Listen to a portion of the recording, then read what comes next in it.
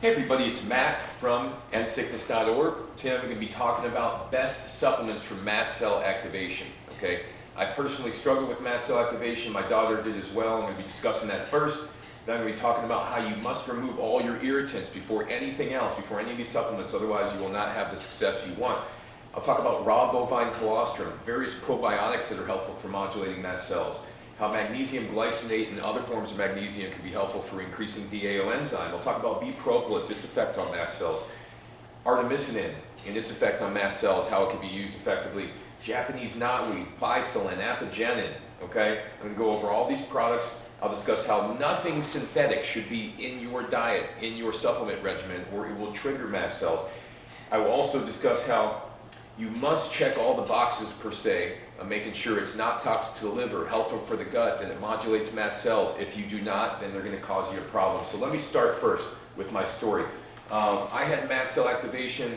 I had fibromyalgia, diagnosed with various conditions that were supposedly incurable, had lost 80 pounds, couldn't go to the bathroom for 2+ years, had to use enemas, reactive to all but 6 different foods, ended up having a parasite in the same family as malaria called Dianthomeba fragilis.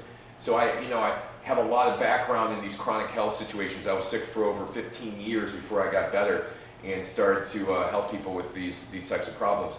My daughter as well, she had mast cell activation primarily with reactions to environmental irritants. Yeah, she has a lot of food reactions, had a lot of food reactions as well, but the environmental irritants were so severe they caused her to have neurological reactions, seizures, face would flush, her eye would even cross. I mean, the list goes on. So I have a lot of experience with mast cell activation, probably more firsthand experience personally than anybody else in the internet, based upon me, my daughter, my clients, etc. So most important thing of all is you must remove your irritants in your diet, your supplements, and your environment first. If you don't do that, the rest of these products will not be very helpful because you will keep re-triggering yourself over and over again in what you're eating, what you're inhaling, or what you're taking. Okay?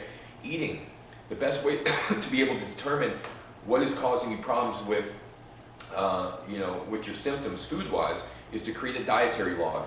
On one side of the paper, you write down what you're eating, supplements you're taking. If you're taking pharmaceuticals, hopefully not. Taking pharmaceuticals, you write all that down on the left side of the piece of paper. You draw a line down the middle. On the right side, you write down your symptoms. You monitor these symptoms, okay? Symptoms don't just stay the same throughout the day for most people with mast cell activation. They usually go up and down, and they usually flare, okay? The key to being able to get out of this situation is not taking 18,000 supplements. It's identifying the things that cause you to flare up, okay? The only way to really do that is to create this dietary supplement log, which shows what you're taking and the symptoms that they're generating, okay? So I'm going to emphasize, this is the most important thing. The rest of these things are not that important if you don't do this, okay? Keep on surrounding yourself with irritants in your environment, in your supplements, in your food. These things will not work that well, okay? Next, raw bovine colostrum, absolutely critical for mast cell activation. It's helpful in my experience with the bacterial infections, the fungal infections, the protozoan infections, helping the leaky gut repair, getting your bowel movements in order, helping to take care of some of those secondary infections, the opportunistic infections that have come about because of mast cell activation and due to whatever pathogen that's typically causing this. So raw bovine colostrum is essential in getting rid of the secondary infections and to get rid of some of the systemic stuff that's going on, get the immune system back to being activated and ready to fight off stuff, not so suppressed, right?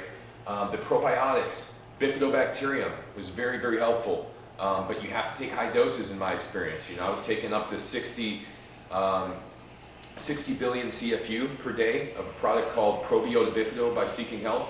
It was the only one that I found to be helpful on these Bifidobacterium products. The rest kind of made me feel weird, didn't produce the effects, so that Seeking Health Bifido product was great for me. I did about 6 pills a day. The colostrum I was doing, let's say every other day, about 8 ounces or so, empty stomach. The other probiotic, Lactobacillus rhamnosus, okay? I got mine from Swanson. That is shown to modulate mast cell activity, reduce the release of histamine in the gut, and it's helpful for fighting off various pathogens, breaking down into heavier foods, etc. Magnesium glycinate, magnesium threonate. Those are 2 products that can be very helpful. Magnesium glycinate is helpful for building DAO enzyme levels because it's a precursor to DAO enzyme production. It's also helpful to have sufficient magnesium in your blood because then your mast cells are calmer. When you have low magnesium, you have overactive mast cells. Typically, you have depleted Bifidobacterium levels. You have an excess of stress hormones and cortisol, etc. Okay, so magnesium glycinate is critical. Magnesium threonate is another magnesium that's helpful for the brain to calm down the reactivity from the other side, I guess you want to say, from the brain. It helps with to calm down mast cell reactivity in the brain and normalize things there. Propolis has been very helpful in the stomach, helpful for calming down the mast cell reactions, reducing the release of histamine, helpful for bacterial infections, protozoan infections, anti-protozoan, antimicrobial in general. It's called bee glue. It's the stuff that the bees produce to be able to keep the honey or keep the hive all together in essence, right? And it is the most medicinal of any of the bee products, in my opinion. Artemisinin. Okay, Artemisinin has been shown to modulate mast cell activity, be anti-allergy as well. It's also anti-infectious, anti-protozoan, a great product. Those Artemisinin products. Japanese knotweed, another great one, shown to modulate mast cells through its components of resveratrol, imidin. These are two phytonutrients that are in it that calm down mast cells. It's antibacterial, antifungal, shown to be anti-parasitic, antiviral. So that's another one that's great. It's a mast cell modulator that also is antimicrobial. Baicalin and apigenin. Okay, these are both phytonutrients. Baicalin is from skullcap. It's a phytonutrient that's been shown to calm down neurological inflammation, calm down mast cells, focuses mostly on calming down the neurological system and keeping that from being overinflamed. Apigenin is a great one that's from chamomile. It's the calming agent of chamomile. Very helpful for keeping the whole system calm. Increasing dopamine, GABA, reducing histamine, reducing anxiety. That's one that actually accumulates in your body too. It could stay in your body for up to 3 to 4 days. Okay, so you could take that stuff within a few days, start to feel a lot better, but you got to make sure you don't take too much or too often, or you can end up with too much, maybe end up with headaches, etc. Right? Nothing synthetic. Okay, you must make sure you're not taking anything synthetic. In my opinion, this could be pharmaceuticals. It could be vitamin C, synthetic vitamin C, B vitamins, etc. If it's made in a lab, it's going to produce a reaction at some point in time for you. In addition to taking nothing synthetic, you must rotate all your supplements. You cannot take these things every single day. You have to take them a day on, a day off, 2 days on, a day off, whatever works for you best for that particular supplement. Specifically, if it's antimicrobial, like raw colostrum, the propolis, artemisinin, knotweed, etc., these things need to be rotated based upon your reactions to them and how much detox they produce, right? If you take them too often, you will aggravate the immune response because the detox will be too quick for your body. You won't be able to remove it as quickly as you're releasing it, per se. And that will aggravate your immune system further, which is the last thing you want for mast cell activation, okay? So these products, if you're gonna take anything, okay, the products must check all the boxes, okay? What I mean by that is they cannot be toxic on the liver. They must help the gut, not hurt gut bacteria.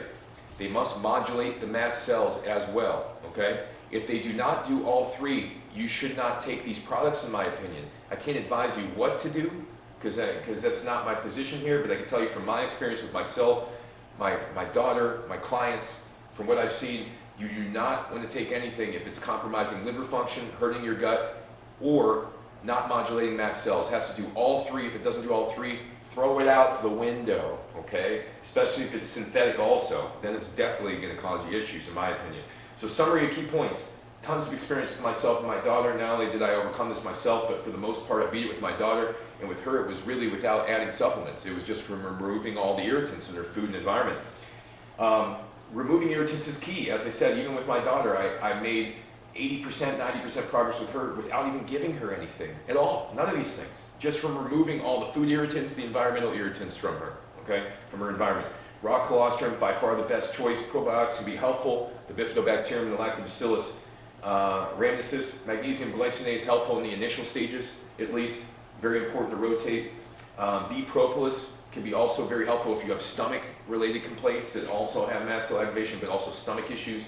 Artemisinin is very helpful, but it's good to combine with other things as well. It's antimicrobial, anti-protozoan, and it's also anti-allergy, so it prevents allergy reactions from occurring. Japanese knotweed, one of my favorites, definitely. Mast cell modulator, contains resveratrol and imidin. Great because it penetrates past the brain-blood barrier into various parts of the body because it actually makes the capillaries and vessels dilate. Baicalin, apigenin, both anti-allergy and anti-anxiety phytonutrients. You cannot take anything synthetic, in my opinion. All right, it will make everything worse. I've seen it over and over again. This is even mast cell modulating pharmaceuticals. All right, your body recognizes synthetics are not natural. You cannot take these things, in my opinion. And you must check all the boxes: liver, gut, mast cells. If they don't help all of them, or if they make any of them worse, you can't take them. It will make things worse. So, hope this video has been very helpful for you. If you want more information, visit my website, endsickness.org. Please subscribe to my page if you like the content you're seeing here. Also, feel free to leave your questions or comments on my YouTube. And this is for educational purposes only. This is not meant to be medical advice or misconstrued as medical advice in any way, shape, or form. This is based on my personal experiences I've had with my daughter, my clients, the scientific studies I've read, etc. So thanks again for watching, and I hope to see you guys soon.